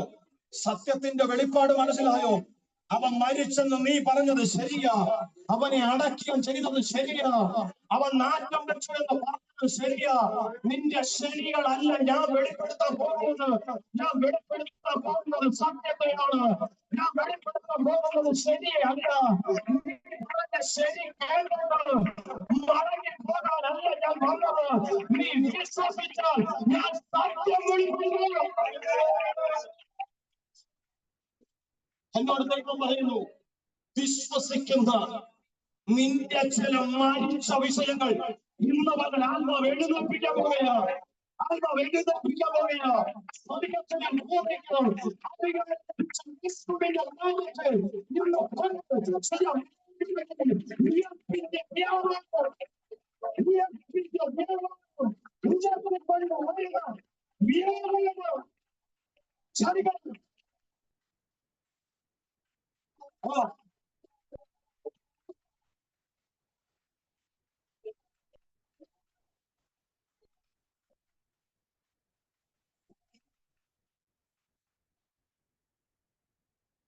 യേശുവിന്റെ നാമത്തിൽ, യേശുവിന്റെ നാമത്തിൽ, യേശുവിന്റെ നാമത്തിൽ, യേശുവിന്റെ നാമത്തിൽ ഏത് വിഷയമാ ചത്തു കിടക്കുന്നേ? നിന്റെ ശരീരം എവിടെങ്കിലും ഏതെങ്കിലും വിഷയം ചത്തു കിടപ്പുണ്ടോ? നീ പ്രാർത്ഥിക്കുന്ന ഏതെങ്കിലും വിഷയം ചത്തു കിടപ്പുണ്ടോ? നിന്റെ തലമുറയുടെ ഏതെങ്കിലും വിഷയം ചത്തു കിടപ്പുണ്ടോ? നിന്റെ കുടുംബവുമായിട്ടുള്ള ബന്ധത്തിൽ ഏതെങ്കിലും വിഷയം ചത്തു കിടപ്പുണ്ടോ? നാറ്റം വെച്ച് തുടങ്ങിയ വിഷയം എന്ന് വെച്ചാൽ പ്രാർത്ഥിച്ച് പ്രാർത്ഥിച്ച് പ്രാർത്ഥിച്ച് മടുത്തോന്ന് നാറ്റം വെച്ച് തുടങ്ങിയോ? നാറ്റം വെച്ച് തുടങ്ങിയോ? ആത്മാവ് പറയുന്നു ഇതൊക്കെ ശരികളായിരിക്കാം. പക്ഷെ നീ വിശ്വസിക്കേണ്ടത് ശരിയല്ല. നീ വിശ്വസിക്കുന്നത് സത്യം എന്ന ക്രിസ്തുവിനെയാണ്. അവൻ മഹത്വം വെളിപ്പെടുത്തും.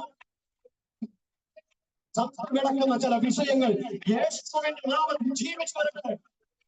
യേശുവിന്റെ നാമത്തിൽ ജീവിച്ചു വരട്ടെ. ജീവിച്ചു വരട്ടെ.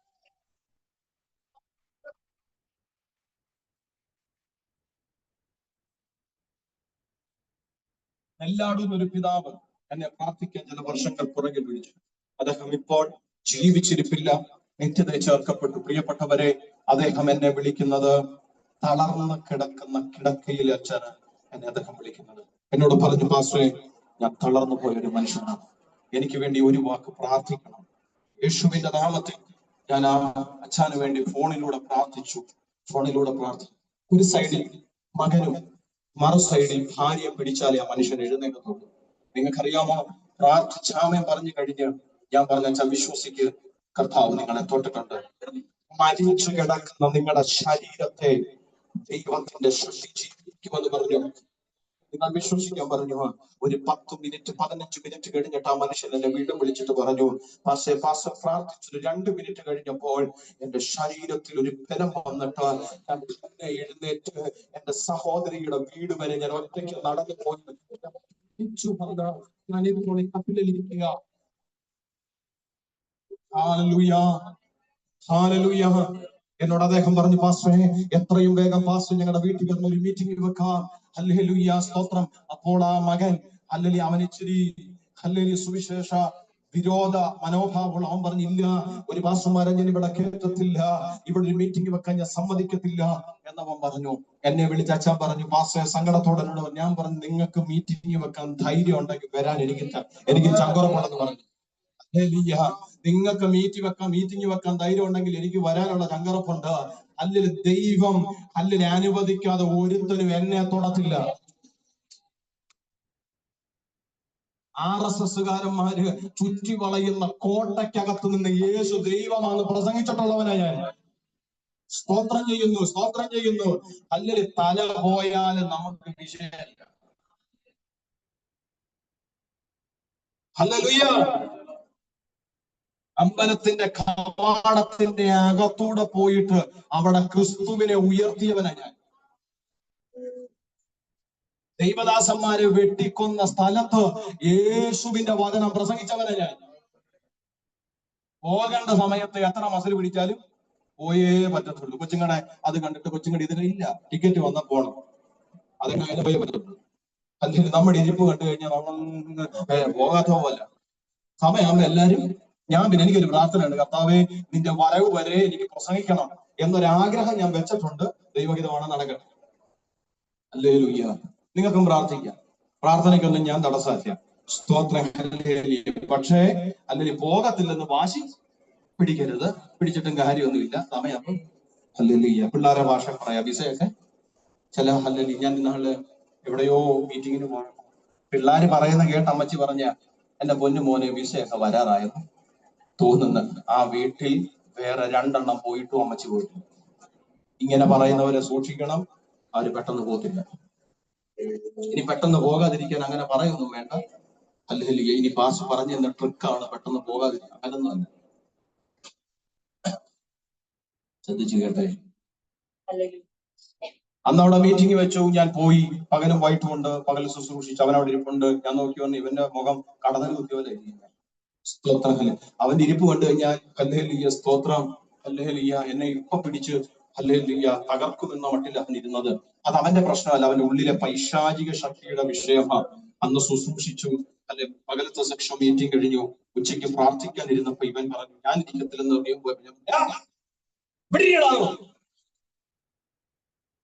ഞാൻ അത്രയും സ്ഥലത്ത് കട്ടിയോടെ പറഞ്ഞപ്പം ഇവന് ചെറിയ എന്തോ ഒരു ഭയം, എന്തോ ഇവൻ അവിടെ അങ്ങിരുന്നു. സ്തോത്രം. ഹല്ലേലൂയ. മാനുഷികമായി നോക്കിക്കഴിഞ്ഞാൽ അവന്റെ കൈക്ക് ഞാൻ ഒന്നുമേ അല്ല. ഹല്ലേലൂയ, സ്തോത്രം. അവന്റെ ഒരു കൈ വീണ ഞാൻ തുടങ്ങി. മാനുഷിക നിലയില്ല ഞാൻ പറഞ്ഞത്. അല്ല, എന്നെ പോലെ 2 എണ്ണം ചേർന്നാൽ. സ്തോത്രം. ഹല്ലേലൂയ. അത്രയുണ്ട്. പ്രിയപ്പെട്ട, അവരിവിടെ വന്ന് പ്രസംഗിച്ചിട്ടുണ്ട്. അത് ഞാൻ പറയാം. ഹല്ലേലൂയ, സ്തോത്രം. അന്ന് ഉച്ചയ്ക്കത്തെ പ്രാർത്ഥനയിൽ അവന്റെ ഉള്ളിൽ വ്യാപരിച്ച ദുരാത്മാവിനെ കർത്താവ് അഴിച്ചു പുറത്തുവിട്ടു. അവൻ സൗഖ്യമായി. അവന്റെ ഉദരത്തിലെ ബന്ധനത്തെ ദൈവം അഴിച്ചു. അവൻ വിടുവിക്കപ്പെട്ടു. അവൻ സൗഖ്യമായി. പ്രിയപ്പെട്ടവരെ, അന്ന് രാത്രിയിൽ മീറ്റിംഗ് കഴിഞ്ഞിട്ട് അവരുടെ വീട്ടിൽ വണ്ടി കയറത്തില്ല. കുറച്ച് നടപ്പോളം വണ്ടി ഓടിയിട്ട് രാത്രിയിലെ മീറ്റിംഗ് കഴിഞ്ഞപ്പോൾ അവന്റെ പപ്പ എമർജൻസിയുമായിട്ട് എന്നെ വിടാൻ വന്നപ്പോ എമർജൻസി അവൻ മേടിച്ചിട്ട് പറയാം, ഞാൻ പാസ്റ്ററെ വിടാം.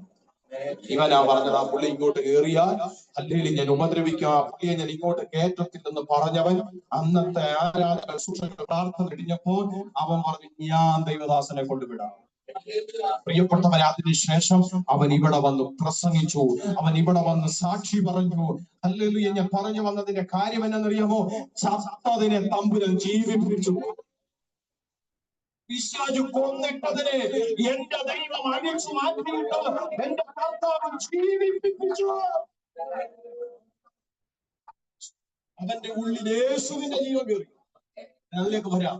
അല്ലെങ്കിൽ ശ്രദ്ധിച്ച് കേട്ടേ, അല്ലെങ്കിൽ മാർത്തേ, നീ പറഞ്ഞത് ശരിയാണ്, പക്ഷേ നിന്റെ ശരികളല്ല എനിക്ക് വലുത്, എന്റെ സത്യമാണ്.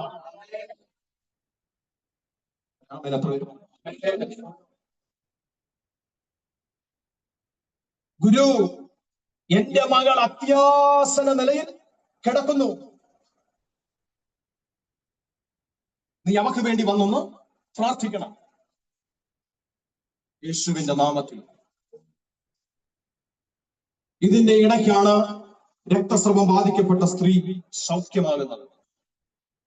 അതിനുശേഷം അടുത്ത പാരഗ്രാഫിലേക്ക് വരുമ്പോൾ അവന്റെ ഭവനത്തിൽ നിന്ന് കുറച്ചുപേർ ഓടി വന്നിട്ട് പറയുന്നു, നീ ഗുരുവിനെ അസംഖ്യപ്പെടുത്തണ്ട, നിന്റെ മകൾ മരിച്ചു.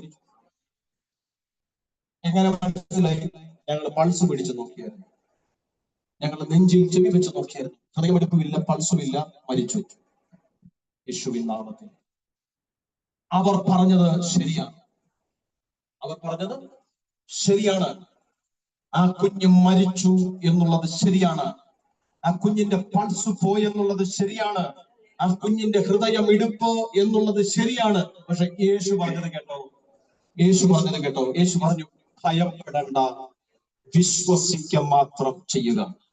എന്നിട്ട് തന്റെ പ്രിയപ്പെട്ട 3 ശിഷ്യന്മാരെ കൂട്ടിക്കൊണ്ട് ഹല്ലേലൂയ യായിറോസിന്റെ ഭവനത്തിൽ ചെന്ന് അങ്ങോട്ട് ചെന്നപ്പോഴത്തേന് അവിടെ ഇഷ്ടം പോലെ കരയാൻ ആൾക്കാരിരിക്കുക.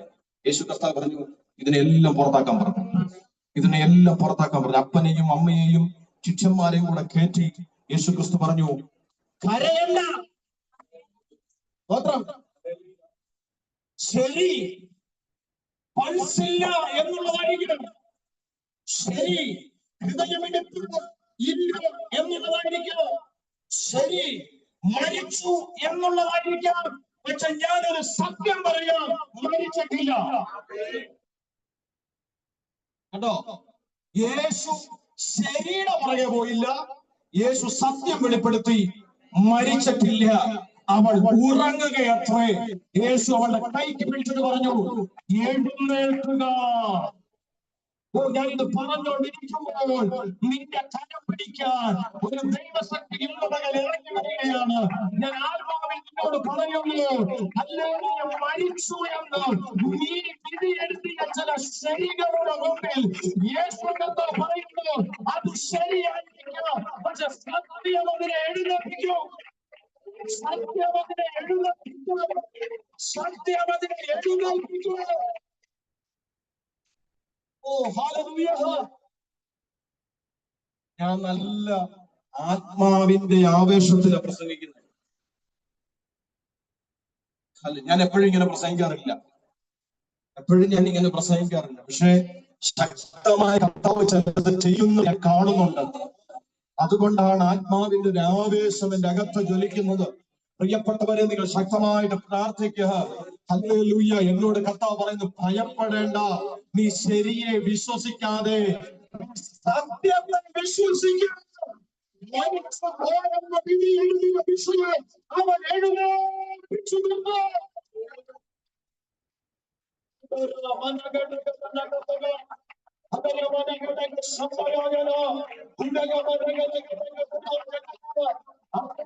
ഞാൻ പറയുമ്പോ തന്നെ ചില പീഡനങ്ങളെ, ചില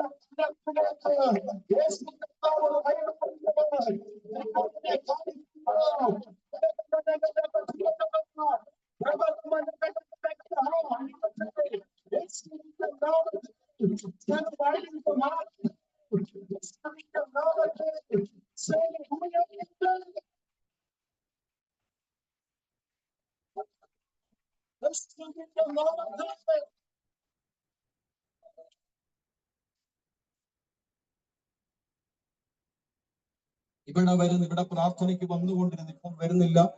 ഇവിടെ വന്നുകൊണ്ടിരുന്ന പശ്ചാത്തലത്തിൽ നിന്ന് ജീവിക്കുന്നവരാണ്.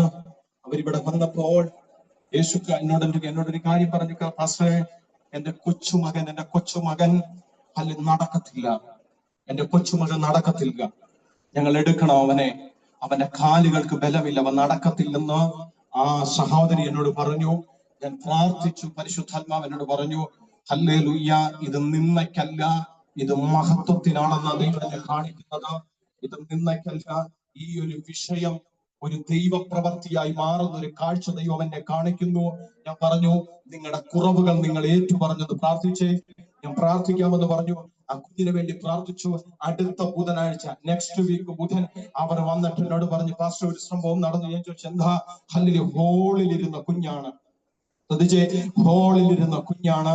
ഹല്ലേലൂയ, ഞാൻ അടുക്കളയിൽ ഞങ്ങൾ മോള് ജോലി ചെയ്തുകൊണ്ടിരിക്കുമ്പോൾ ഹല്ലേലൂയ കുഞ്ഞിനെ മാതാവ് പേര് വിളിച്ചപ്പോൾ ഹോളിലിരുത്തിയ കുഞ്ഞ് ഹല്ലേലൂയ റിപ്ലൈ കൊടുത്തത്, ഹല്ലേലൂയ സ്തോത്രം, അവരുടെ വണ്ടി വെച്ചിരിക്കുന്ന ഹല്ലേലൂയ വണ്ടി വെളിയിലാ വെച്ചിരിക്കുന്നത്, അവിടെ വെച്ചാണ് അവൻ റിപ്ലൈ കൊടുത്തത്. ഹല്ലേലൂയ, അവൻ റെസ്പോണ്ട് ചെയ്യുന്ന അപ്പോഴാണ്. ഹല്ലേലൂയ സ്തോത്രം. ഉടനെ ഈ സഹോദരി വിചാരിച്ചത്, ഹല്ലേലൂയ സ്തോത്രം, ആരെങ്കിലും ഈ ഹസ്ബൻഡ് ഉണ്ട് അവിടെ, ഹസ്ബൻഡ് കുഞ്ഞുമായിട്ട് വെളിയിൽ പോയതായിരിക്കും എന്ന് കരുതി ആ സഹോദരി ഹോളിൽ വന്ന് നോക്കിയപ്പോ ഹസ്ബൻഡ് ഹോളിലില്ല, അദ്ദേഹം ബെഡ്റൂമിലിരിക്കുക. ഇദ്ദേഹം ഓടിച്ചെന്ന് വെളിയിൽ ചെന്ന് നോക്കിയപ്പോ കുഞ്ഞു മാത്രം. ആ സഹോദരി കണ്ട കാഴ്ച ഇതാ, നടക്കാത്ത കുഞ്ഞ് ഹല്ലേലൂയ ഭിത്തിയെ പിടിച്ചു നടക്കുന്നത് ആ സഹോദരി കണ്ടു. നടക്കാത്ത കുഞ്ഞ് ഭിത്തിയെ പിടിച്ചു നടക്കുന്നത് ആ സഹോദരി കണ്ടു. ഞാൻ പറഞ്ഞതിന്റെ സാരം, സ്ത്രീകളിൽ വിശ്വസിക്കുന്നത്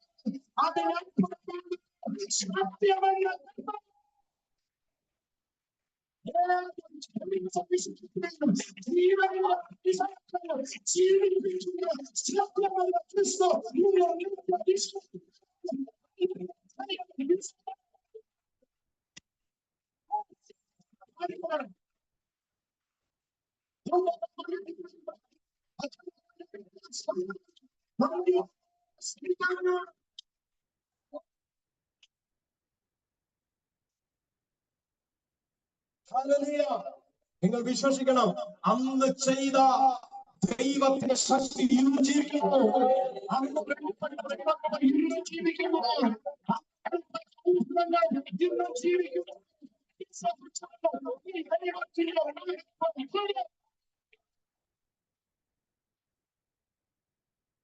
സമയം പോകുന്നല്ലോ.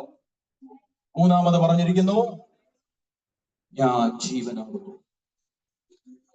ഞാൻ ജീവനാകുന്നു. ഈ ജീവൻ എന്ന് പറയുന്നത് മരണത്തിൽ നിന്ന് പുതുജീവനിലേക്ക് കയറ്റുന്ന ജീവനെ കുറിച്ചാണ്. എന്ന് പറഞ്ഞാൽ നിത്യജീവൻ. അതാണ് യേശു പറഞ്ഞത്, ഞാൻ ജീവനാകുന്നു എന്ന് യേശു പറഞ്ഞതിന്റെ അർത്ഥം, എന്നിൽ നീ വിശ്വസിച്ചാൽ നിനക്ക് നിത്യമായ ഒരു ജീവൻ ഉണ്ടാകും എന്ന് വെച്ചാൽ നമ്മൾ മരണത്തിന് പ്രസംഗിച്ച് കേൾക്കുന്ന ഒരു പ്രസംഗമാണ്.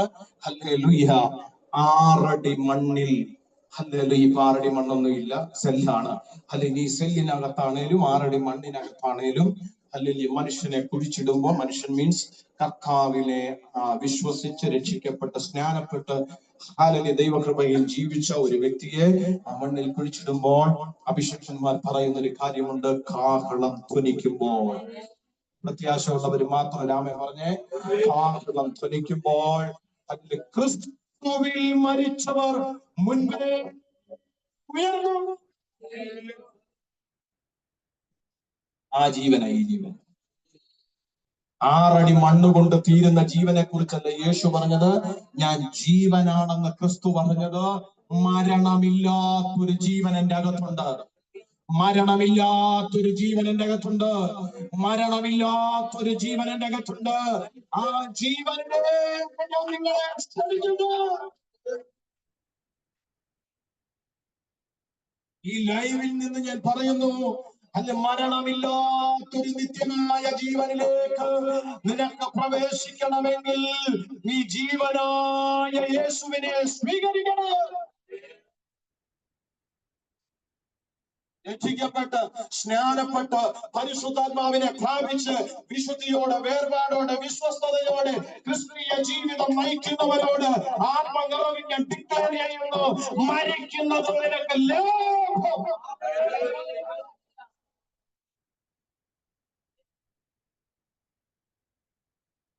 ഹല്ലേലൂയ. യേശു പറഞ്ഞു, ഞാനാണ് ജീവൻ. ഞാനാണ് ജീവൻ. ഏത് ജീവൻ? നിത്യമായ ജീവൻ, മരണമില്ലാത്ത ജീവൻ, രോഗമില്ലാത്ത ജീവിതം, ബന്ധനങ്ങളില്ലാത്ത ജീവിതം, അസൂയയില്ലാത്ത ജീവിതം, പിണക്കമില്ലാത്ത ജീവിതം, ഭിന്നതയില്ലാത്ത ജീവിതം, അല്ലെങ്കിൽ ആഭിചാര പ്രവർത്തികളില്ലാത്ത ജീവിതം. ഹല്ലേലൂയ. ഓ, നിങ്ങൾ പ്രത്യാശ ഇങ്ങനെ തമ്മിലൊക്കെ അടിച്ചു പോയാലും ഒരു സുഖം, ഇങ്ങനെ വടക്കൊക്കെ ഉണ്ടായി പോയാലേ പാസ് ഒരു സുഖമുള്ളൂ. സ്വത്രം. ഹല്ലേലൂയ. നിങ്ങൾക്ക് സന്തോഷമില്ലേ? കണ്ടാൽ ചിരി മാത്രമുള്ള ഒരു ജീവിതം, ആരാധന മാത്രമുള്ള ഒരു ജീവിതം. ഹല്ലേലൂയ. പാമ്പിനെ കണ്ട ഓടും. നിങ്ങൾ ഓടത്തില്ലായിരിക്കും, ഞാൻ ഓടും. ഞാൻ എന്റെ കാര്യം പറയാം. സ്വത്രം. ഹല്ലേലൂയ. ഞാൻ പാമ്പ് വന്നാൽ കാണിച്ചു കൊടുക്കും. ഞാൻ ആ പരിസരത്ത് നിൽക്കാറില്ല. ഹല്ലേലൂയ. ഈ പേടിക്കുന്ന ഞാൻ, എനിക്കൊരു ഉറപ്പുണ്ട്, നാളെ ആ പാമ്പിനെ ഞാൻ തോളിലിട്ട് കഴിയുന്ന ഒരു സമയമുണ്ട്. ഹല്ലേലൂയ. ഈ പാമ്പിനെ തോളിലിട്ട് ഈ പാമ്പിനെ താലോലിക്കുന്ന ഒരു സമയമുണ്ട്. ആ സിംഹങ്ങളുടെ മായ്ക്കകത്ത് കുഞ്ഞുങ്ങൾ കൈയിടുന്ന ഒരു സമയമുണ്ട്. ഇപ്പൊ ഒന്ന് ചെന്നൈയുടെ ഹല്ലേലൂയ. സ്തോത്രം. പക്ഷേ ഒരു നല്ല സുദിനം യേശു പറയുന്നു, ആ ജീവനിലേക്ക് കയറണമെങ്കിൽ ജീവനായി എന്നിൽ വിശ്വസിക്കണം. എത്ര പേര് ആമേൻ പറയും? എത്ര പേര് ആമേൻ പറയും? എത്ര പേര് ആമേൻ പറയും? എത്ര പേര് ആമേൻ പറയും? അത് സ്വീകരിക്കപ്പെട്ട, അത് ഹല്ലേലൂയ അവകാശപ്പെടുന്ന, അത് സ്വീകരിച്ച, അതിൽ ജീവിക്കുന്ന ദൈവമക്കളെ ഓർത്ത് ഞാൻ സ്തോത്രം ചെയ്യുന്നു. അസംഭാഗ്യത്തിൽ എന്റെയും നിന്റെയും ഭാരം വിളിച്ചാത്ത ദൈവത്തിന് ഭാരം ഉയർന്നവരെ ഹല്ലേലൂയ പറയാം. പുസ്തകത്തിൽ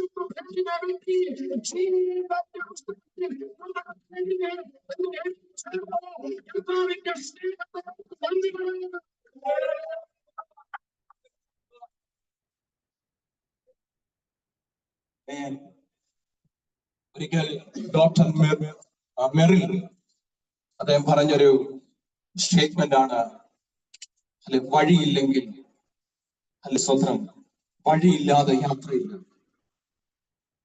സത്യമില്ലാതെ അറിവില്ല, ജീവനില്ലാതെ ജീവിതമില്ല. അദ്ദേഹം പറഞ്ഞ ഒരു സ്റ്റേറ്റ്മെന്റ് ആണ്, വഴിയില്ലാതെ, ഹല്ലേലൂയ, സ്തോത്രം, വഴിയില്ലാതെ യാത്രയില്ല, സത്യമില്ലാതെ അറിവില്ല, ജീവനില്ലാതെ ജീവിതമില്ല. ഡോക്ടർ മെറിൽ പറഞ്ഞ ഒരു സ്റ്റേറ്റ്മെന്റ്. പക്ഷേ ഇതിനെല്ലാം ക്രോഡീകരിച്ച് ഞാൻ ഒരു കാര്യം പറയാം. ഒരാളുണ്ട്, അതാണ് യേശു. ഒരാമൻ പറയും, ഞാൻ തന്നെ വഴിയും സത്യവും ജീവനുമാകുന്നു. ഹല്ലേലൂയ. ഹല്ലേലൂയ. കർത്താവിൽ നമുക്കൊന്ന് വിശ്വസിക്കാം. ഈ ദൂതുകളെ ആത്മാവിൽ ഒന്ന് സ്വീകരിക്കും. ഒരു നിമിഷം എല്ലാവരും ഒന്ന് എഴുന്നേറ്റ് നിങ്ങളുടെ മൊബൈൽ, നിങ്ങളുടെ ബൈബിൾ എല്ലാം ഒരു വശത്തേക്ക് മാറ്റി വെച്ചു അല്പനിമിഷം ആത്മാവിൻ ദൈവത്തെ ഒന്ന് ആരാധിച്ച് നമ്മുടെ ഈ മീറ്റിംഗ് നമുക്ക് വൈൻഡ് അപ്പ് ചെയ്യാം. യേശുവിന്റെ നാമത്തിൽ അടുത്ത് നിൽക്കുന്ന ആരെയും നിങ്ങൾ നോക്കാതെ, നിങ്ങൾ വഴിയും സത്യവും ജീവനുമാകുന്ന ക്രിസ്തുവിലേക്ക് നോക്കി നിങ്ങളുടെ ഹൃദയങ്ങളെ ഒന്ന് സമർപ്പിച്ച് പ്രാർത്ഥിച്ച് എല്ലാ കണ്ണുകളും അടച്ച് ഒരു നിമിഷം എല്ലാവരും പ്രാർത്ഥിച്ചേ. ശഗമന ഹദര ജഗന ഹസിയാദര അൽമനാധരാജകൾ പ്രവർത്തനാദികൾ കമന. എല്ലാ കണ്ണുകളും അടച്ച് അല്പ നിമിഷം പ്രാർത്ഥിച്ചേ. എല്ലാ കണ്ണുകളും അടച്ച്